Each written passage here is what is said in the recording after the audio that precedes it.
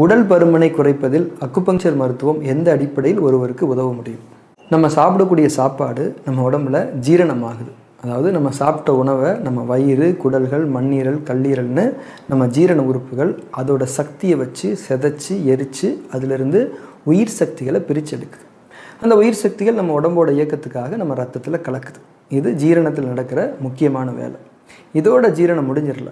அந்த உயிர் சக்திகள் பிரித்து எடுக்கப்பட்டதில் உருவான உணவு சக்கைகளையும் சரியாக ஜீரணமாகாத உணவுக்கூறுகளையும் பல வழிகளில் உடம்பை விட்டு வெளியேற்றுறதும் ஜீரணத்தோட ஒரு பகுதி தான். மலம், சிறுநீர், வியர்வைன்னு நம்ம உடம்புல இருந்து பொதுவாக கழிவுகள் வெளியேற வழிமுறைகள் நமக்கு தெரியும்.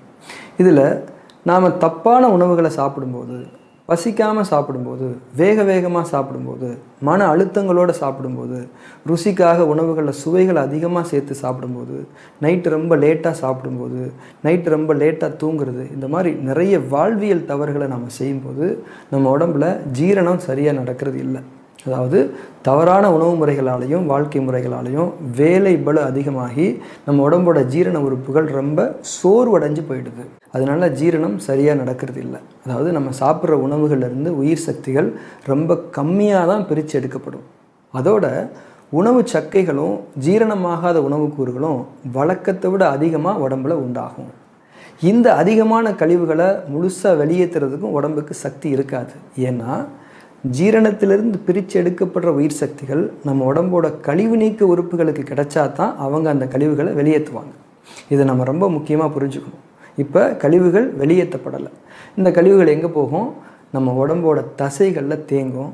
இதனால் தசைகள் பெருக்கும். இதுதான் அதிக உடல் எடைக்கு அடிப்படையான காரணம். அப்போ உடல் பருமனை குறைக்கணும்னு அக்குபஞ்சர் மருத்துவத்துக்கு வரவங்களுக்கு நம்ம என்ன பண்ணுறோம்? அவங்க ஜீரணம் சரியாக நடக்காமல் போனதுக்கான காரணங்களை கண்டுபிடிச்சு அதை சரி பண்ணிக்கிறதுக்கான வழிமுறைகளை, முக்கியமாக சரியான உணவு முறைகளை கடைபிடிக்க சொல்கிறோம். அதோட ரொம்ப முக்கியமாக அக்குபங்க்சர் புள்ளிகளை தூண்டி சோர்வடைஞ்சு போயிருக்கிற அவங்களோட ஜீரண உறுப்புகளுக்கு போதுமான பிரபஞ்ச சக்தியை கிடைக்க வைக்கிறோம். இப்போது அவங்க உடம்புல ஜீரணம் சரியாக நடக்க ஆரம்பிக்குது.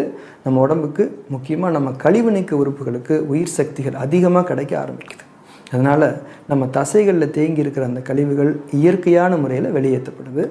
அதோட ஜீரணத்தை ஒழுங்குபடுத்திட்டதுனால புதுசாக கழிவுகள் உருவாகிறதும் தடுக்கப்பட்டிருக்கு. அப்போ அக்குபஞ்சர் மருத்துவத்தில் உடல் பருமனுக்கு மிக சரியான முறையில், பாதுகாப்பான முறையில், எந்த உடற்பயிற்சிகள் இல்லாமல் ஒரு உறுதியான நிவாரணத்தை தர முடியும்னு நம்ம புரிஞ்சுக்கணும்.